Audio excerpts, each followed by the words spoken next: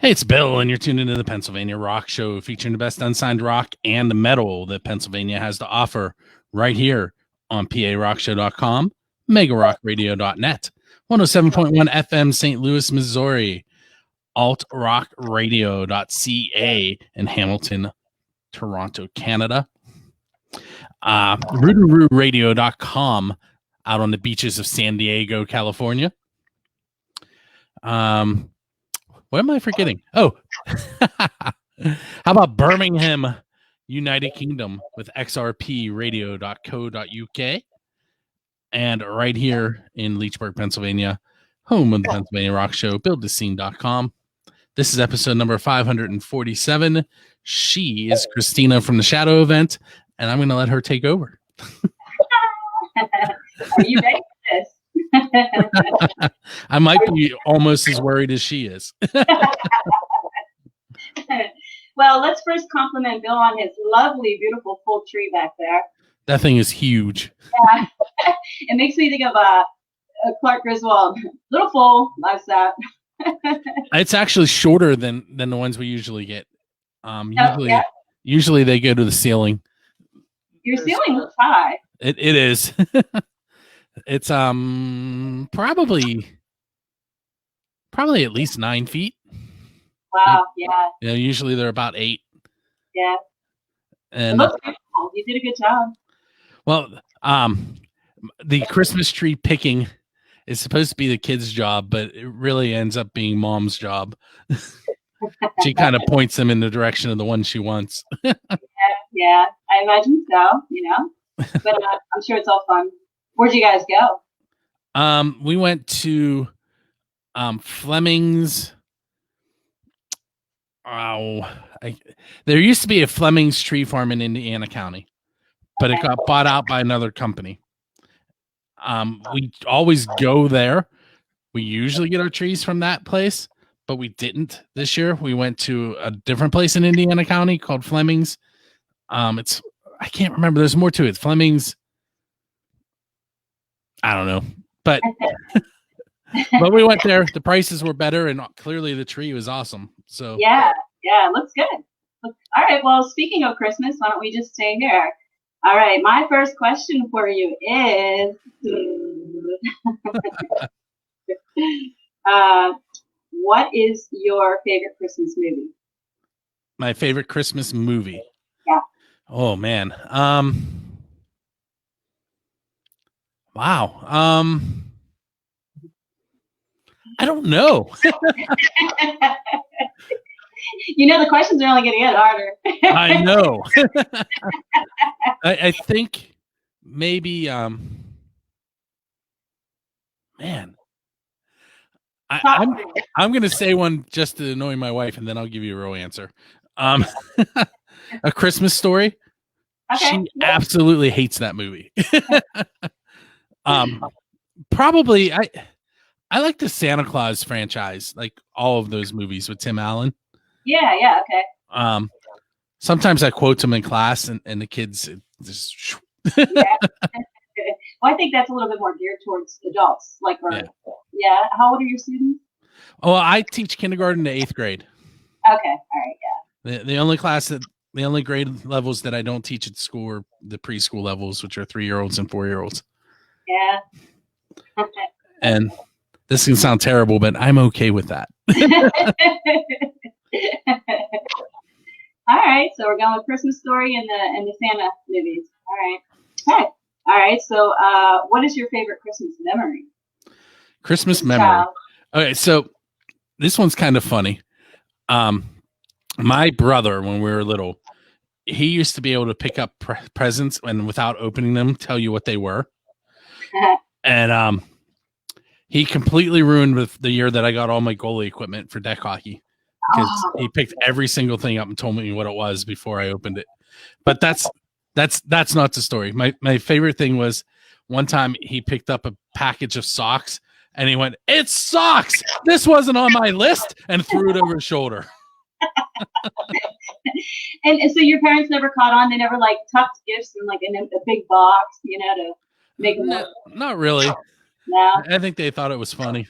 Yeah, that's cute. Is he older than you or younger than you? He's younger than me. He's 5 years younger than me. All right. So does he? You guys will talk about that from time to time? How you used to do that?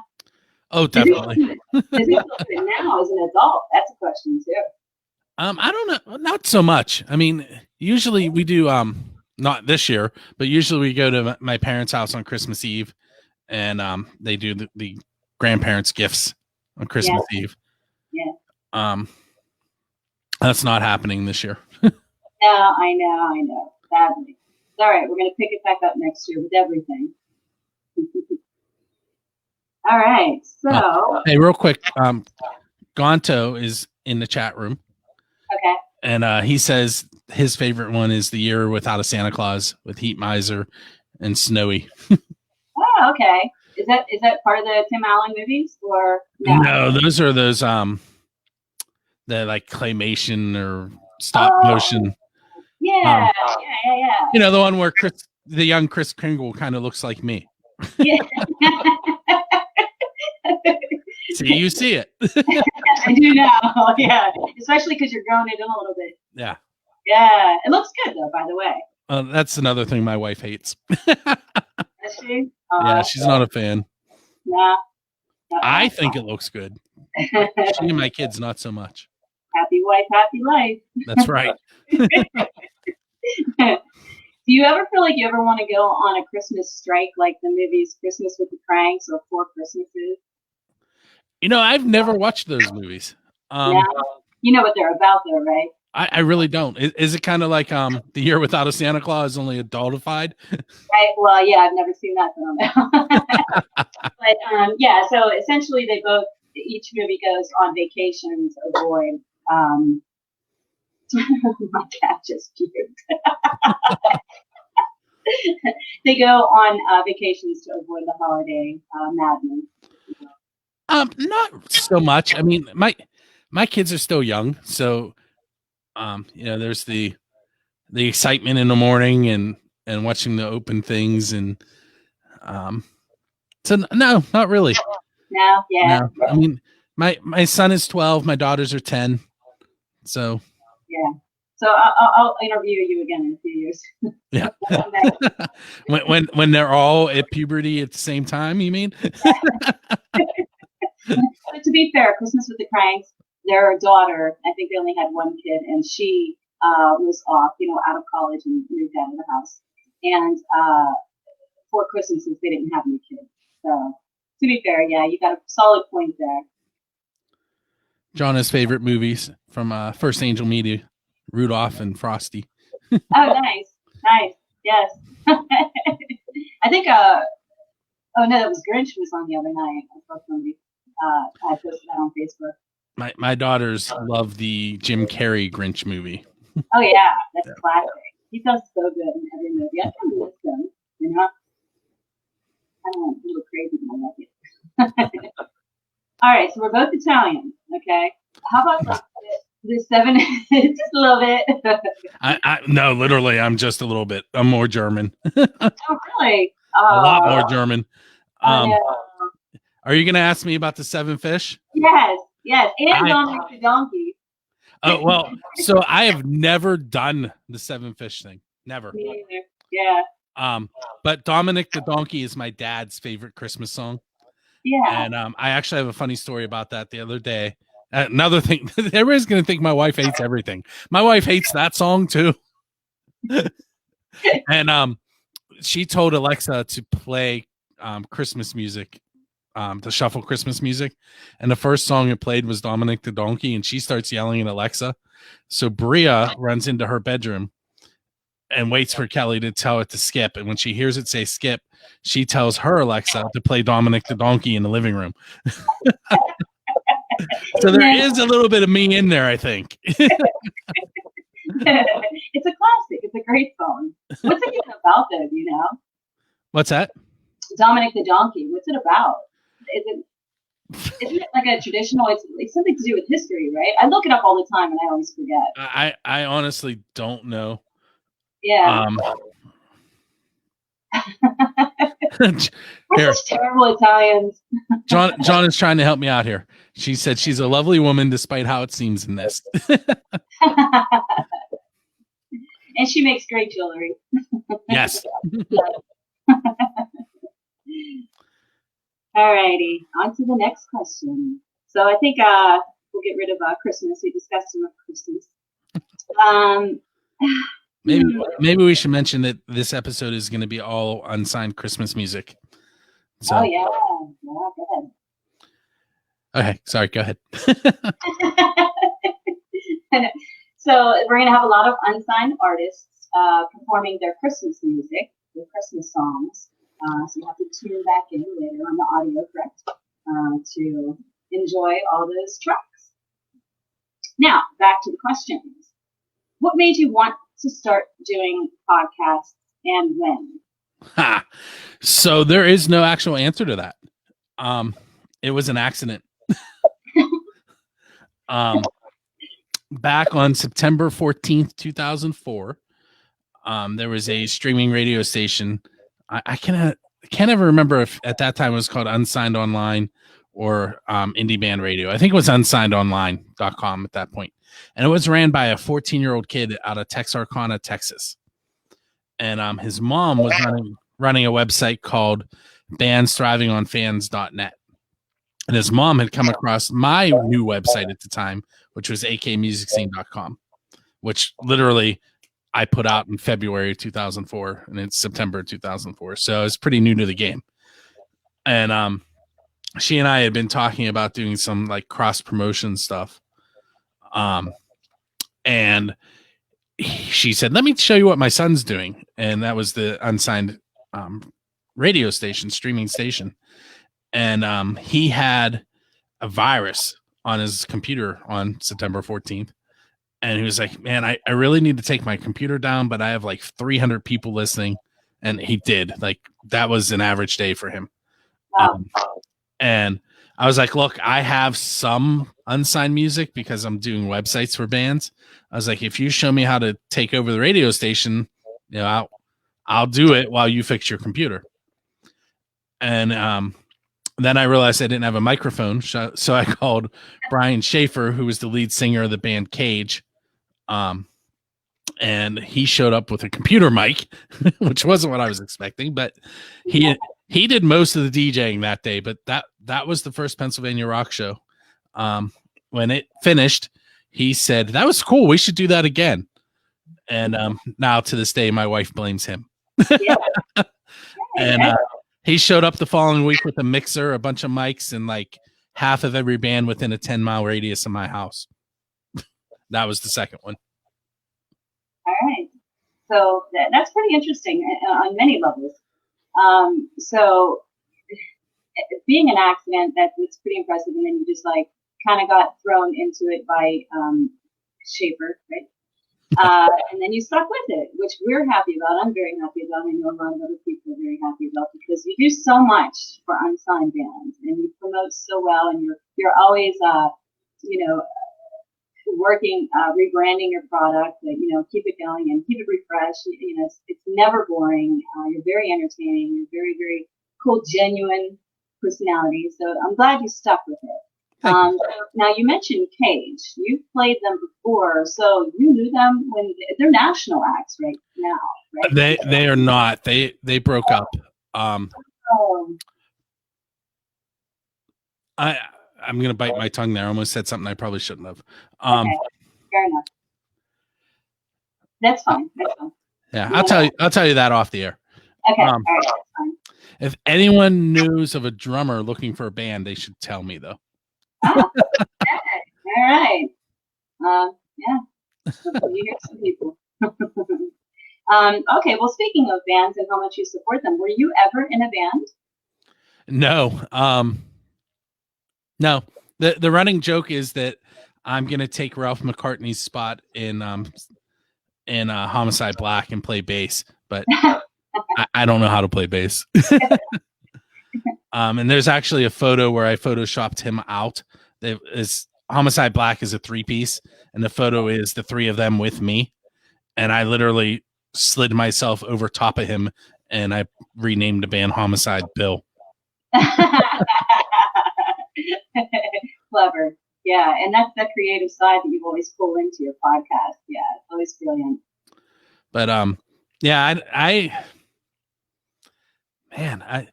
played the flutophone.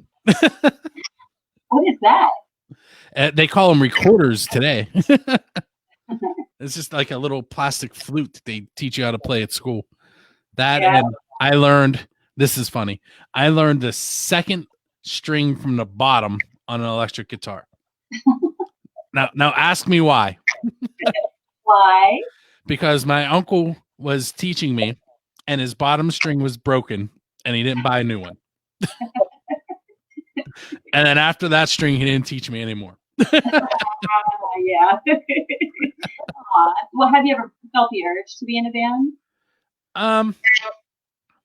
I've thought about trying to learn how to play bass, but there's not enough time in the day. Yeah. I mean, it's to give you an idea. I spend 2 hours a day in my car just going to and from work. Oh. So, you know, I leave my house at 6:30 in the morning and usually get home around 5. So then I have like, I don't know at this point, somewhere between 50 and 60 websites online that I'm managing. And I have whatever schoolwork I have, and I have whatever my kids need help with. Yeah. Although my wife, to her credit, does a lot of that before I get home. Good deal. Yeah. Seems like you guys are a pretty good team over there. We can be. And so how much time do you invest into PA Rock Show, Build the Scene? Well, to give an idea, like you and I will probably talk close to an hour here. Then to put a show together, I have to re-listen to that hour to edit it, then add the music to it. Then I upload it to 2 different sites and to my radio station. I have to create the show notes. So an episode of the PA Rock Show is probably closer to about 4 to 5 hours worth of work. Wow. Okay. And you do what week? That one's weekly. Yeah. And then 3 questions and a song is a little easier.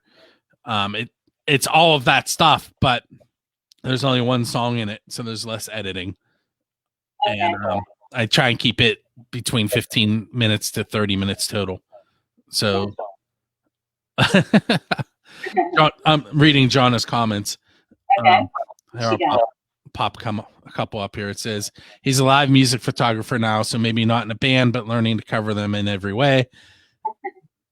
And then he also works on fam stuff as First Angel Media, and that I barely have time to sleep anymore. That part is true. It's all great stuff, though. You know, it really is. What you guys do together and what you do on your own, it's just, it means a lot to us, especially in this time. You know, it's one of the very few things we have right now. That's the First Angel Media thing. I'm listed as the vice president, but I think what my official title really is web designer and the person who calms Jonna down. Let's see if she responds to that. Well, she, chose the perfect partner then, Hey, Bobby C says that you play the recorder. What? I have, yes. Bobby, I can't believe it. Yeah. So we used to play a Dropkick Murphy song, and I completely annihilated it, like in the bad way. Like I would start it because it's the intro to one of the songs, and the song that we chose. Good one, Bobby. And I'm like squealing and screwing it all up, and I'm like, hold up, restart. They're hard to play. I think so. Here, Jonna responded.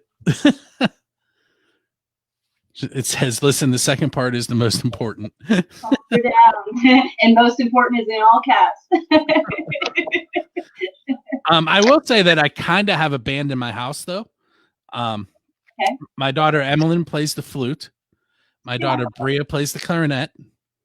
And Aiden plays the trumpet. He also knows how to play the harmonica. He taught himself how to play the fife.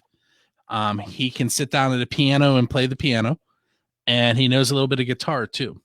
Wow. So, and all three of them are in the children's choir too. Yeah. So now, do you ever encourage or think about encouraging them to maybe write a song together to, unite? I have not, but you made me. My mom and her brothers and sisters were in a church band, and my mom was the lead singer. So it could happen. You should get them together and see if they can, write a song, give them a theme or an idea of, something to kind of write about. Doesn't necessarily have to have lyrics. Just give them a, hey, Eric. Eric Roger in the house. Yeah. That's two from Royal Honey then. Right? Yep. That Bobby C was Bobby Collins, right? Yep. Yeah. And then you can have them on your show. You know what? They were just on 2 episodes ago. Really? I missed it. Yep. Bobby C and Eric. Yeah. We talked a little bit about Royal Honey in the first segment, and then in the second segment we talked about a project that Eric's leading called SOS 2020. Yeah. There's a lot of people on that for sure. And, I think released that, right?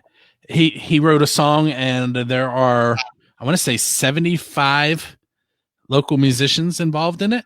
Yeah. And if you go to SOS 2020 pgh.org, you can find out more information there. But it's is lining itself with Neva and Save Our Stages.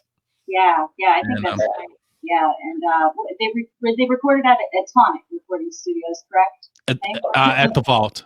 Vault, yes. So I'm sorry, Eric, the Vault. And speaking of Save Our Stages, I believe they just passed a bill that is giving $14 billion to the entertainment industry. Yeah, it's 15.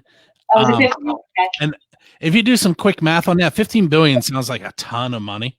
Yeah, I know. But if you divide that by 50, and we're just doing like average if you do it that way, and not including territories of the U.S. But if you divide it by 50, that gives you 300 million per state.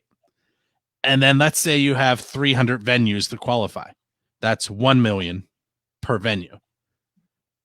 And there's going to be more than 300 venues in a lot of states that are going to qualify. So that money really isn't. I mean, it's a good start, but there's there's still help needed. I had a feeling that if you were to do the math like you did, that it would end up being just as that. But I didn't want to do it because I was just so happy to see anything happening. That all our voices were heard and movement was made. So at least there's something. Yeah. Okay. Next question. Do you ever get nervous doing an episode?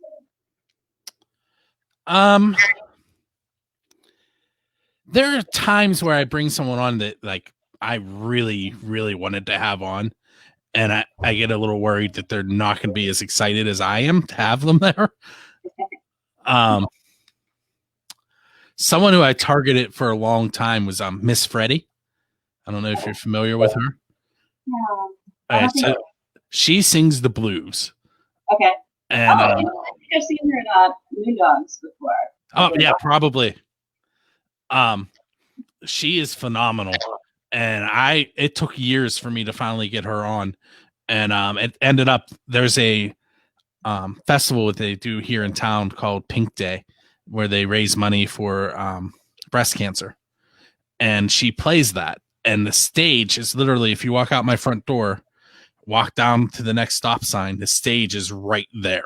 Oh wow. So she was performing on the stage, and I sent her a message. I'm like, look, you're at my house. And it wasn't that she didn't want to be on, it was just we couldn't get our schedules to work out.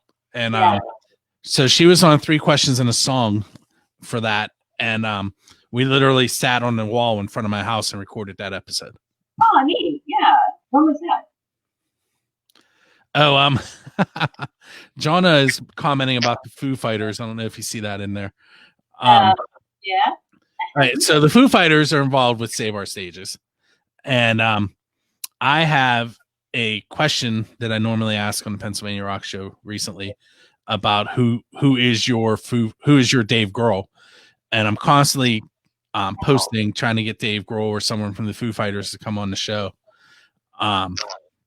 But so far I've been ignored. I even emailed their management and didn't even get a reply. Yeah. Huh. Well, in order to be able to tag them, we have to mention it. We have to say it, right? And even though you just did, I wasn't going to ask any of your questions because I know it's just going to be kicked across the board. But we'll go there anyway. So, I'm paraphrasing your question, so forgive me if I say it wrong. Who would your Dave Grohl be? Who would my Dave Grohl be? Who would I want to go up on stage with if I knew how to play anything? Wow. I think I'd want to go up on stage with Kiss. Oh no! Kiss. No idea. Kiss was my introduction into rock. My Uncle Bill and my Uncle Dan. My Uncle Bill is 9 years older than me. My Uncle Dan is 5 years older than me.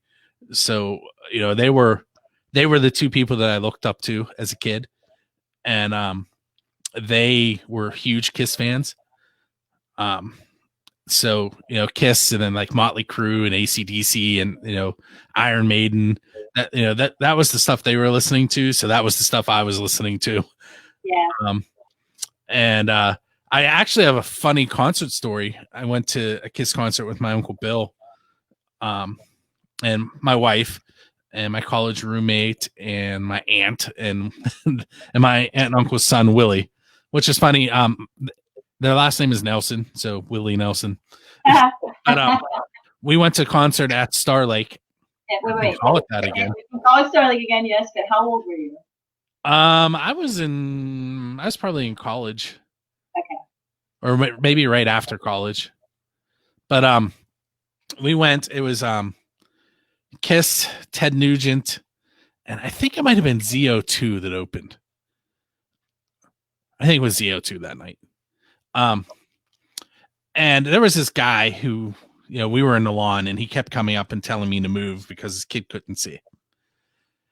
So, it's supposed to be first come, first serve in the lawn. So, we were there before them, but I moved probably 5 or 6 times.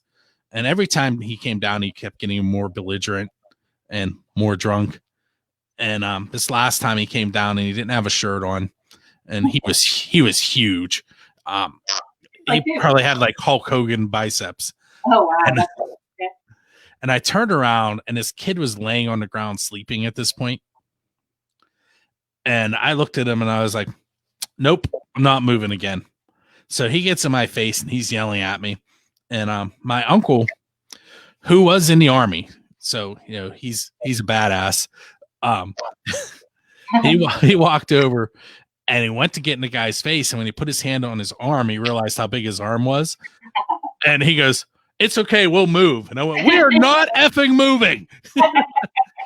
And my college roommate at that point turned, because that's not who I am. I don't usually do stuff like that. And when he turned, that guy thought he was coming at him, so he pushed him, and he went flying and landed on somebody. And this guy, balled his fist like he was going to hit me. And then he went running through the crowd and he punched like 10 people, but never me. What the crap? And so they ended up escorting him out. Like security circled his whole group and they were escorting the whole group out. Yeah. And at that point, now I'm brave and I'm yelling, "He can see now, can he?" And then you're like, "Oh crap, wait, I still have to go to the parking lot." That guy's probably listening tonight going, "It was him." All right, so if you were to be called up on stage with Kiss, to be honest, what would your reaction be? Would you go like straight up fanboy, like ah, or would you be like speechless? I actually have already met Gene Simmons. Yeah. So not being called on stage, right? Yeah, that's true. I I don't know if I would actually go up now that you mention it. And the reason being, I have done a couple Pennsylvania Rock Show anniversary shows where we raise money for Rock for Life, and I didn't even MC my own show because I didn't want to be up on stage in front of people. Matt Franny MC'd all of them for me. All right, nice. That's a drummer. All right, so back to the original question of have you ever been nervous on any of your episodes? And you brought up Miss Freddie. Okay, I'm saying that right, correct? Yeah. So she was one that you were kind of like, because you wanted her to be for so long, and you're like, oh, she's going to be as excited. Did that episode turn out well? It did. It was short though because she had to be somewhere, so I kind of rushed it. But she was on the Pennsylvania Rock Show a couple episodes ago, promoting a new gospel cover that she did. Really old one. It's awesome. Yeah. And she's currently a MTS management artist. What is that? It is it's Michael. I forget what the T is, but it's Michael Stover is his name. And he manages a lot of bands and artists all over the world. Actually, John Vento. Are you familiar with him? The name sounds familiar. I can't place the connection. So John is the lead singer of the Needs Hotel band. Okay, yes.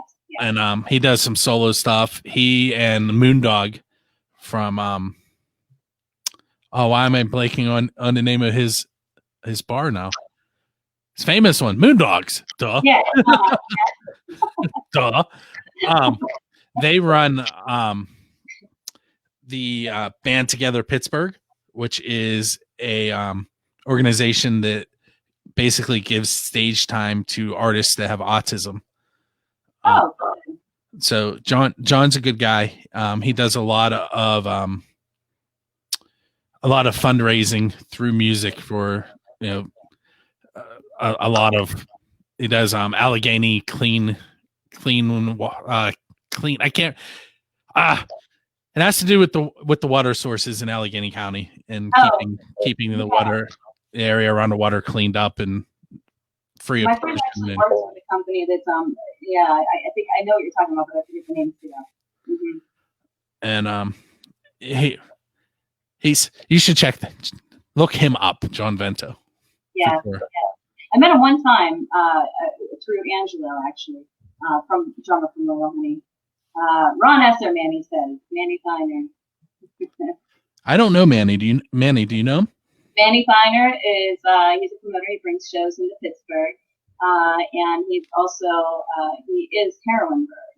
He's the writer, director, producer of Heroinberg. Have you ever seen and I'm a Superheroine? Sorry, you're kind of reverby, so it's hard for me to hear you. I am a superheroine. Have you ever seen that? Have you ever seen that? I was in a costume wearing a cape. I have. Well, yes, I have actually. Yeah, that's his production, and he has videos, and it's now a comic book. So yeah, it's pretty exciting. And there's other news coming up too. More items that he's venturing into, more avenues. Yeah, man, he's a great dude. Yeah. Alrighty, see what we got here for your partner. You get thirsty all this talking. I know. It's weird being on this end of it, just so you know. Yeah, it's weird being on this end too. But see, it's not that easy, is it? My question's going to go. All right. Okay. So what would you love to see Bill Hussein and PA Rock Show achieve more than it already has? So the goal in the beginning, and I used to joke about it all the time. I used to tell people that I was the Suge Knight of the middle of nowhere. The goal was to get someone some interest from a label and possibly get them signed. But at the time, the music business was completely different than it is now. Yeah. Now you can do it without the label. In fact, the labels won't want to come to you until you have done it without them. Whereas before, the labels wanted to pick somebody and mold them and turn them into what they wanted. Now they're looking for for bands that have already done it and are easy to make money off of. Yeah. But there are a lot of cool things that have happened in the 16 years. Well, it started out as AK Music Scene. And if you go to akmusicscene.com, it will still take you to a section of the Build the Scenes website. But I've helped bands get booked on South by Southwest. I've gotten bands played on syndicated FM morning shows. I've gotten bands gigs in different places. I've had a Jamaican artist in my living room. I've had Canadian artists in my living room. I've been played. The first ever band that I interviewed from outside the United States was a band called Celtic Assault. They're from Wales. They're not together anymore, but Dino Jeffrey was a guitar player. So, another big goal I had was to get 1 million hits, and now that happens every year easily. So I guess the big thing now is if I could get more people to listen to the radio station. I think that would be my next goal. And some people don't even realize it's there, I think.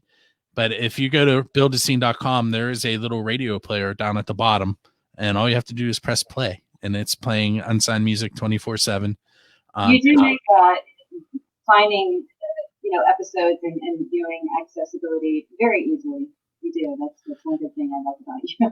And if you're on Build a Scene and you click on radio and the navigation, it pops up a little window that you can make requests and look through and see what bands are listed and click on buy and support the artist as well.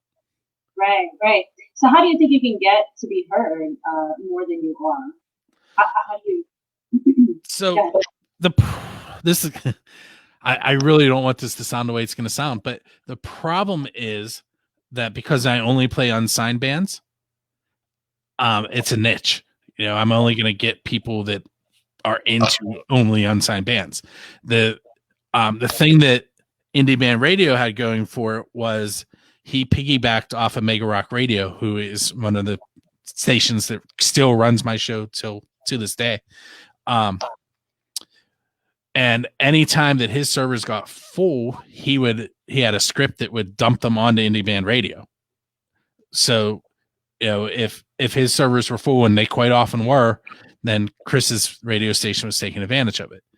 The stations that play both unsigned and signed bands, they are more heavily to the signed bands, and it's easier to promote something like that to people who don't realize there's so much great talent that's currently not signed. So I'd almost have to break my own rule and play the signed stuff, and I don't want to do that. Gotcha. So you think if you just keep chugging along, that maybe it'll pick up more momentum and get just more acknowledgement and get to where you would like to see it. That's my plan. If anybody would like to sponsor the station for the next year, that would be awesome too. Yeah, that's a thought for sure. I trust in you though. You're like I said, you're always rebranding yourself. I guess that would be the right way to say it, right? That you're just constantly refreshing your product, and so I see you not even where you're gonna land. Yeah, and it's already fantastic. So thank you. Get better. Yeah, for sure. Alrighty. How's everybody doing out there? Your ceiling fan is very hypnotizing. I'm like looking at you and I'm like, I know. I was going to turn it off, but then it'll be hot in here. And it's on low, so it's spinning pretty slowly. That's what I mean. It's very hypnotizing. All right. Okay. So we got a little avenue swerve here. What made you want to become a teacher? That is a big swerve.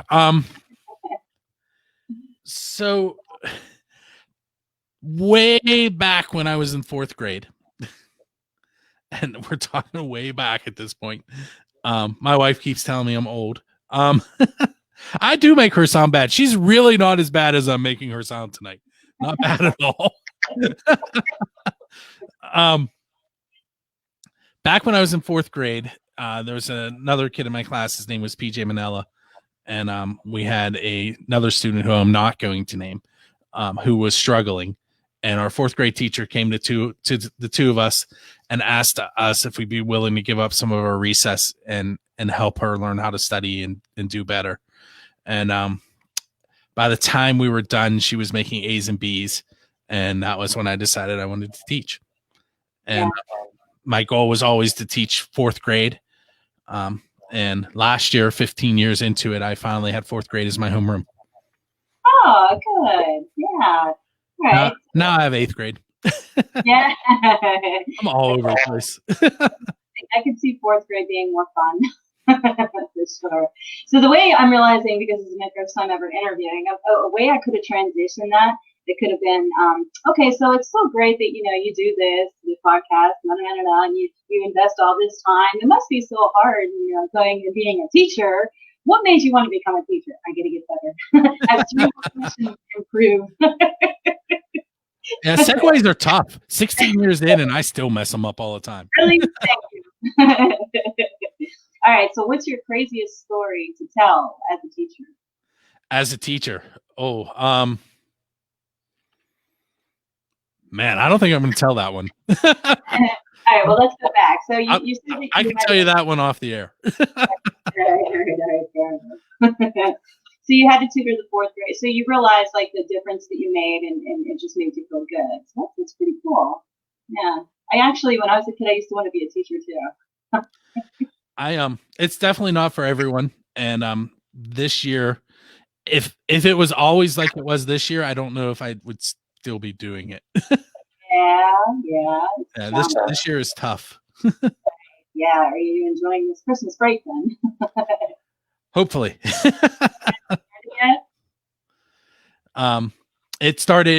Christmas break started about 2 p.m. today. So okay. And we go back January 4th. So yeah. That's a little bit of breathing right now. Well, it started at 2 p.m., but I had to drive an hour home before it actually started, right? Yeah, that's a tough commute. That commute has its good days and its bad days. There's a lot of reflecting that you do as a teacher. Yeah. And to have an hour drive home on a bad day is not good, because you spend that whole hour reflecting on whatever it was that bothered you.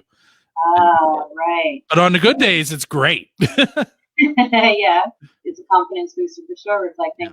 Well, maybe on the bad days, you have Bluetooth in your car, right? I do not. I have an old car. I have a 2003 Toyota Camry. Does it have a cassette player? It has a cassette and CD player in it. Okay, all right. So you can go old school with the headphone jack on the cassette thing. So what I was thinking is, you could play some comedy. On Spotify, you can go to some comedy channels on those bad days. So. Well, I can still do that. I have a holder for my cell phone, and I put my cell phone up right next to where the radio is, and I have unlimited data. So yeah, okay. That's also sometimes when I re-listen to podcasts, if I feel like I need to. Sometimes I'll be like, I'm not sure how that one went, so I'll re-listen to it. Right. And reflect. And it might not be good to do on a bad day.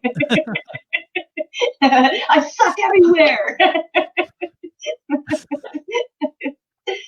The Deer Slayer.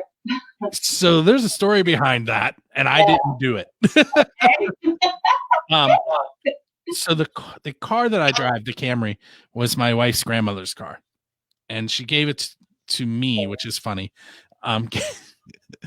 She kept telling everyone she was giving it to me, not to Kelly. And when we went to sign for it, my wife asked her grandmother if her name was allowed to be on it. But I drive it probably 95% of the time, because it gets like 32 miles to the gallon, which is amazing. Yeah. But my wife was driving it, not this past October, but the October before. And she went to pick our son up from basketball practice, and a deer ran into the passenger side of it. and rolled the whole way down and did a ton of damage. That's what Gonto is talking about. Is he does a paintless dent repair, and he came to look at it for me, and was unable to help, and there's a good reason. And so I was driving it around wrecked, and she took it to go pick the girls up from musical practice, and another deer ran out and hit the left side of the car in November. So both sides were smashed. And my dad ended up doing the work.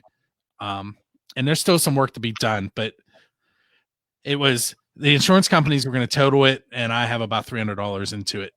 And, yeah, my dad is awesome. I'd say that's impressive. And Gonto will tell you that right side was a mess. Yeah. I lived out in Somerset for some time, well, a short time at one point many years ago. And so it was the first time, you know, in the inner city, you're still looking out for deer because they're everywhere, right? And but when you move out there, you know, where it's more rural, you have to watch out for deer even more. And so I went to a local auto parts store, and you know those deer whistlers that you So I walk in, okay, and I say, you know, those deer whistlers that you put on your hood of your car. I said, did those work? And the guy waiting on me said, yeah, I had those on one of my cars one time. The deer knocked the other one off. Yeah. The funny so my parents gave us a car to drive around because when the second deer hit, it wasn't drivable. There was less damage area wise, but there was more concentrated damage. So I was driving my parents' car, and a deer ran out in front of me while I was driving their car. What is going on? Yeah. I think they have a contract out on my wife, but I'm not sure why. Have you ever hunted? No. I do like deer jerky, though. When did those accidents happen? What's that? When did those accidents happen? So not this past October and November, but a year ago. Yeah, okay, yeah, you did say that. So yeah, you gotta be careful there. I don't know. Kind of karma's being served there, I think. All right, moving on.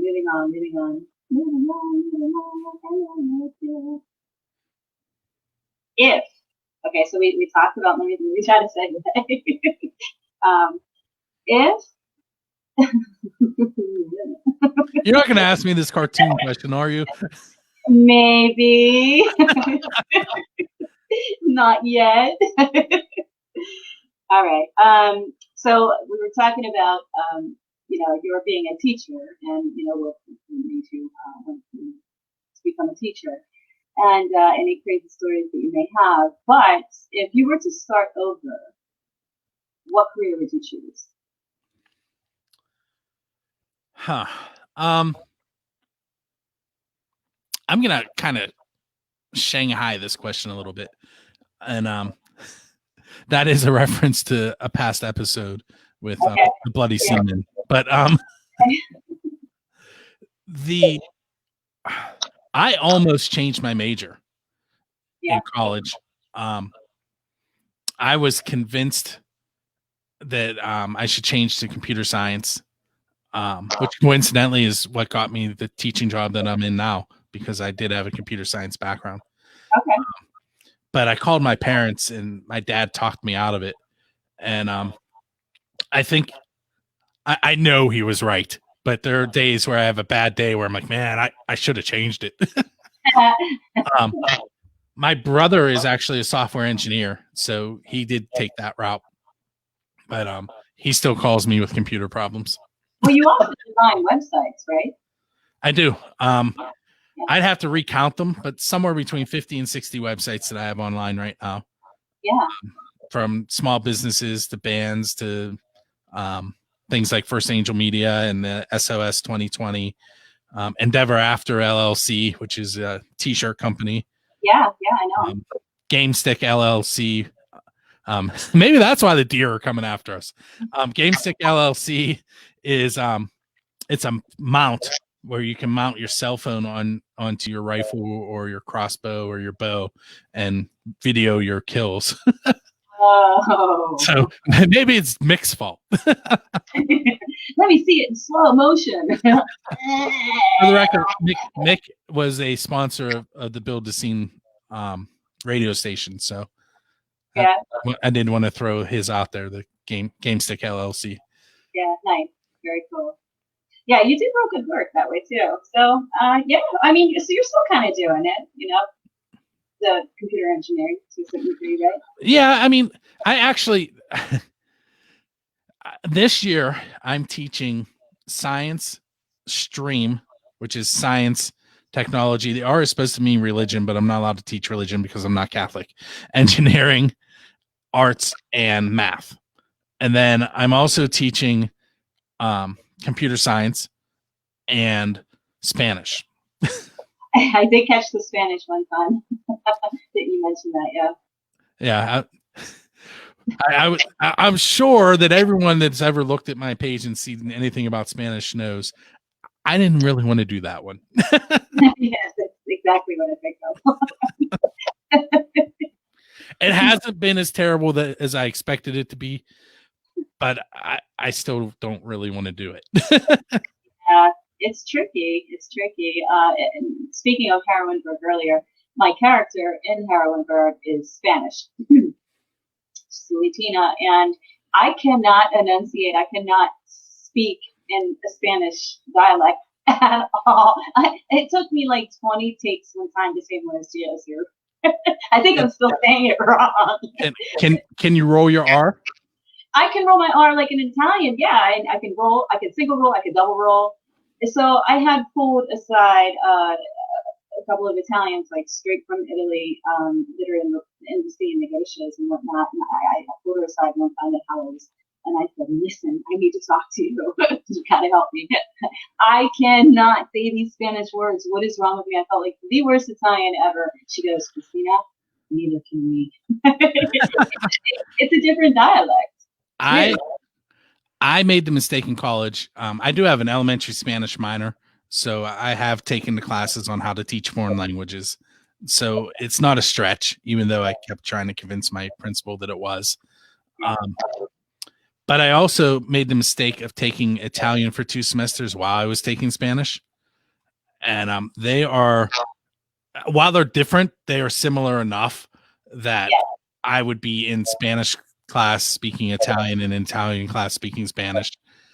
Thankfully, both professors taught both languages, so they would just harass me and laugh. And I will tell you that my Spanish got me through Italian, because a lot of Italian verbs are the same as they are in Spanish, except you add an E to it.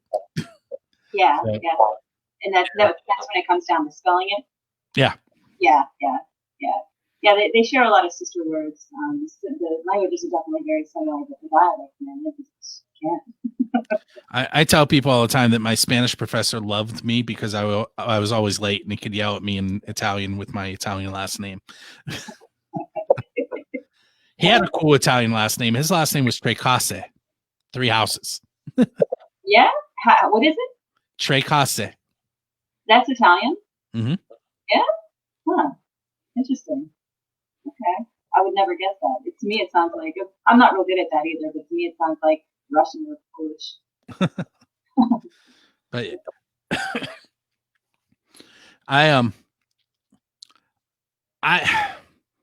I know enough Italian to help my kids with their Italian homework if they need me to. Yeah. But and because, like, this is weird because I have the Spanish background and I took Italian, I can read a lot of Portuguese. Really? Because that's actually a combination of the two. I mean, not word for word, but enough that I can go, oh, that's what they're talking about there. Yeah, you know what? Now that you say that, I've seen, well, in like movies and whatnot, but when people are speaking in Portuguese, yeah, it did that. It's like, oh, is that Italian? Okay, yeah, but I never really knew. See, you're teaching me something. Hey, Bill. Yes. If you were a cartoon character, What would it be? Who would you be? Man, so almost every time I ask this question, they pick Scooby-Doo. Yeah. Okay. I can see that. I'm not going to do that.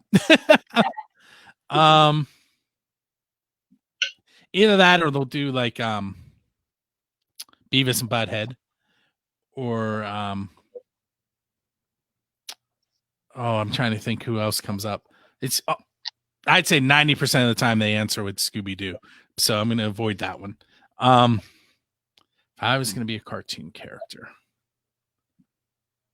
I think I would be Phineas from Phineas and Ferb. Oh, all right. Didn't see that one coming. My kids used to watch that religiously, and they're kind of like, if you're not familiar, kind of like the Big Bang Theory version of kids' cartoons. Yeah. Seen it a few times, but I'll have to. And you would be Phineas? Not. Yes, I think I would be Phineas. Okay. Only because Ferb doesn't talk, and I do a lot of talking. Right. It can't be him. All right. Let's talk back about music, because I know we have some other musicians probably still listening, and I hope. So something that I kind of always wondered about you is if you could have any national acts on your show, who would you have? So I mentioned earlier that I've been targeting Dave Grohl and the Foo Fighters. I actually have talked on the show with two people that are parts of national acts. Cordell Crockett, who is part of Ugly Kid Joe. Okay. He was also, I'm not sure of the status of the band that they were Here Kitty Kitty out of LA. So he's in Ugly Kid Joe, and then he was in Here Kitty Kitty, which is the band I interviewed. So I've talked to him 2 or 3 times. And then John Bechtel, and I can't remember the name of his unsigned band, but he is currently the keyboardist for Ministry. Okay. But I mean, the Dave Grohl thing, I'm going with them. I'm going to go with the Foo Fighters because the reason is, on my YouTube, if I go into the black hole that is YouTube, inevitably I end up on the Foo Fighters. No matter what I start with. Like I could start with watching how to make French fries, and within 5 videos, there's a Foo Fighter video in my playlist. So it just comes up automatically, like that. Yeah, and I wonder how much of that is because I talk about them so much now, but and probably the more you play it too. Yeah, but the thing about the Foo Fighters, and this is what originally drew me to them, is that they bring people up on stage and let them play with them. And one of my favorite things about the local scene is when a band will call someone from another band up on stage and say, "Hey, why don't you come up and play with us?" And that's what the first time I saw Dave Grohl pulling someone up on stage, I'm like, that's what I love about the local scene, and he's doing it nationally, and that's what drew me to him. And don't get me wrong, they have some awesome songs, but my initial impression was he's willing to bring these people up on stage. Yeah, which is amazing. The first time I ever saw it, I thought it was fake, and then I came to find it. That's his thing. That's what he does. So yeah, it's really amazing. I really admire that. And he does do a lot of cool things. Like he did a drum off with like a 9 or 10-year-old girl a couple months ago. Yeah. Or she did the same thing I was doing. She just reached out to him, and eventually he caught wind of it, and they went back and forth playing drums, and she beat him. So he's kind of like the Bill Murray of music, as opposed to the film. Yeah, Bill goes out and just shows up and drops in different parties and whatnot. I think he realizes where he came from, and that people look up to him, and one sort of difference. Yeah. That's great. Okay, so if you had him on your show, what questions Would you ask him? Well, clearly, I'm going to ask him who his Dave Grohl is. Who do you think it would be? Paul McCartney. Yeah. Okay. Because he tells a cool story about being at Paul's house. He was there for a party, and Paul started playing a song on the piano that he had just written.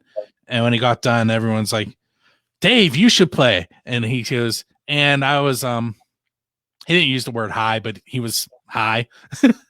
And he's like, and I'm looking around and I don't know how to play the piano. And all of Paul's guitars are left-handed and I'm not left-handed. And I'm trying to figure out how to get out of this. And then, I can't remember who. Taylor Swift stands up and goes, I'll play a song. And then he goes, so Taylor Swift saves me.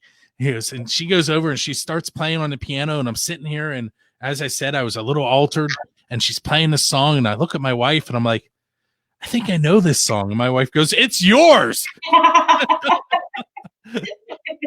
He goes, so then I go over and I feel obligated to sing with her. And she's singing this pretty petite voice. And I'm screaming like I normally do. A little altered. I like that. But yeah, I think he'd be interesting to talk to. I mean, he's been, he played the drums for Nirvana, who everyone knows, from the grunge era, and now he's in the Foo Fighters, who Gene Simmons says is the last best rock and roll band. Yeah. I just think that it would be interesting to hear where he came from and what he thinks about where the scene is now. Right. Yeah. That would be interesting. That'd be a good question to ask. I would like to ask a lot of artists out here, respectable in their own niche and different. So that's it for a bit. I'm out of questions, but we don't have to be done yet. So I don't want to. I kind of want to put this out there and by way of discussion in any way that we can. But I don't want it to get too dark and sad and depressing. But in regards to the pandemic and the local music scene specifically, what do you think? You think there's still hope? You think it's going to bounce back and eventually be exactly what it was? I mean, it does seem like there's a lot of people out there that are raring to go and like, what do you want to do once the pandemic? I want to go see live music. Everybody is really, really thirsty for live music. So do you think it'll actually blow up and surpass where it even was before the pandemic? I think in the beginning, when we get the go ahead, first of all, I don't think even with the vaccination, I don't think this is going. I don't think it's going anywhere. It's it's going to be like the flu. It's going to be here. But once we get clearance to actually start doing what we used to do, I think it's going to be a slow burn, because you're still going to have people that are going to worry and not want to go out until they see that things are not as bad as they've been portrayed. But I think it's going to be different. And I'm hoping by different, I think, that the music scene here is great. It is, but we're kind of on an island. Like, no one looks to Pittsburgh to see what the music scene is. So I think we need to get those eyes here. And that was honestly, that was one of the original goals of the Pennsylvania Rock Show, was to get this music heard in other places, which clearly I have managed. I mean, I have, I'm being streamed live in the United Kingdom. So, but once the eyes are here, I think that things will start to blow up. And my reference to Suge Knight kind of plays into that. He was on the West Coast where rap was big. And I feel like kind of like the 80s on the LA Strip will happen here once the right eyes and ears end up here, where one band makes it and then it just kind of spitballs until it's a big scene that everyone's aware of. Yeah. I have a feeling something. I mean, in regards to the pandemic and local music scenes everywhere, across our country, alone. so you have all these smaller venues closing, sadly, unfortunately. If you think about it, it's the perfect opportunity for big investors to come in. And, of course, then you're dealing with moguls, which is, it's going to have its cons, but, it's a good opportunity if there's any smart investors out there, I would think so. So, if that would happen, then that's going to bring ears in, right? Yeah, and I think I mentioned it earlier, the SOS 2020 song that Eric wrote. The goal with that is to draw attention to the local venues and try and help the venues, because really, they didn't qualify for a lot of the help that the government had been giving up to this point. And, venues, they were hit hard. And if the venues aren't there, then the bands don't have anywhere to play. So if you have money to donate, NEVA is a good place to do that. And they are the ones behind the Save Our Stages. And you can do all that by going to the SOS2020pgh.org website. I know for a fact that there are links there to do that because I made the website. So it's still in process, though. So under construction. You need that little song. Yeah. The song itself, the tentative release date is January 8th. Oh, okay. I thought Keep an eye out for that. And the proceeds from that will be donated to NEVA. So yeah. Okay. Good. Yeah. It's great stuff. So all we can do is hope, right? That's right. But until then, we have to. Nobody's doing any more live feeds too. Like that was, there was one tonight by Blackridge. Yeah, and I actually saw that too. My notification popped up too, right as I was about to come on here with you, and I was like, oh. Originally this interview with you was scheduled for tomorrow, so I was planning on watching Blackridge tonight. So I'm gonna have to watch it on the replay. That's facebook.com/BlackridgeOfficial. Yeah, the whole band is incredible. Let's just say that first of all. But Paul is an amazing front man, and his vocals are just astonishing. He's really fun to watch. He is.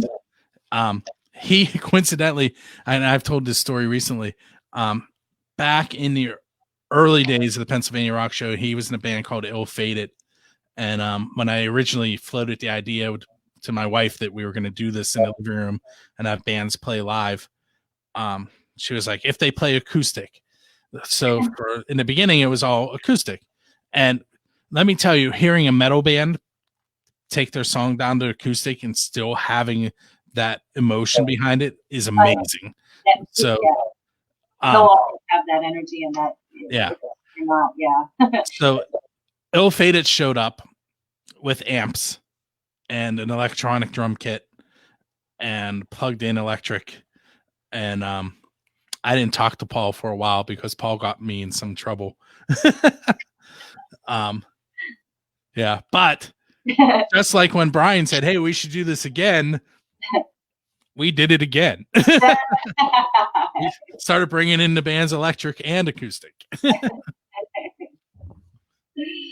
Have you and your wife ever gone to shows together? Local shows? Yeah, we before Aiden was born in 2008. I got into the music scene designing websites in about 1996, 97. And then it morphed into a couple different things. And then eventually AK Music Scene. And then PA Rock Show came along. And then Podcaster Scene. And now Build the Scene. And Build the Scene is really, that's what I'm pushing now. That's the umbrella of everything. So if you go to any of those domains that I mentioned, they all go to the buildthescene.com website somewhere. But before all of that, we used to go to, and we would go to a lot of Doppler effect shows, and Cage, who I mentioned earlier. Yeah. Those were probably her two favorite bands. And then I saw After the Fall, Hybrid, Sundog. I went to a lot of stuff, but those two bands were the ones that I could get her to tag along. and she went to other ones, but those were the ones that religiously I could get her to go to. Yeah. Do you miss that? She's not really a rock person, so she's more country and pop. But I started her out slow. The first rock song I convinced her was good was Beth by Kiss. Okay. Picked a ballad. Smart. But she definitely, like, she listens. People are gonna go like, nah, are you? She listens to Creed and Nickelback, Hinder,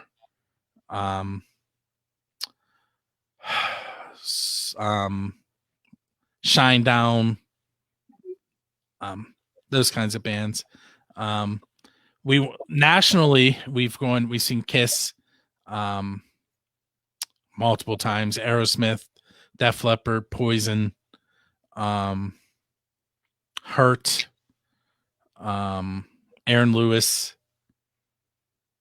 Trying to think who else was on that show. That Hurt, Aaron Lewis, Three Doors Down. Yeah, Three Doors Down. I can't remember who else. ZO2. There's more. I just can't remember. She might be right. I might be old. So I think there are some bands in Pittsburgh that maybe I can, help you with once we can actually start to see live music again and play again. The first one that comes to mind is The Fading Light. Have you heard of them? I have them on my playlist. Yeah, they're really good. So I think she would get into them. And yeah, so there's other bands. We'll have to get her out a little bit more. But yeah, so you mentioned your kids that all play instruments. You should have them all create a song together and have them on your podcast. They do occasionally make cameos into videos. They'll walk in the background and then you go, and walk out. It's like the videos with the homeschooling, where like the mom comes through and like, see it, right? You know what I'm talking about. Mom. Well, that's all the questions I have. Is there anything else that you would like to discuss or to add? I don't know. I do that to people, and I'm like, I don't think I'm going to do that to them anymore. See, it's a learning experience for you for sure. Yeah, and I'm sure you took a lot of what not to do from me. I'm looking at how long we've been live, and I'm going, what can I cut from that? Because I need to play Christmas music too. I don't know what to cut. Okay.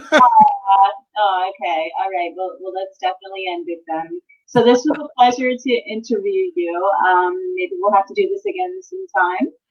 And I look forward to hearing more of your episodes. And I look forward to being a part of your guests, chiming in and listening to their music and listening to their interviews. And it's always fun to be a part of that. So what I will let you do, Mr. Damiano, is take us out. Okay. So that has been episode number 547 of the Pennsylvania Rock Show.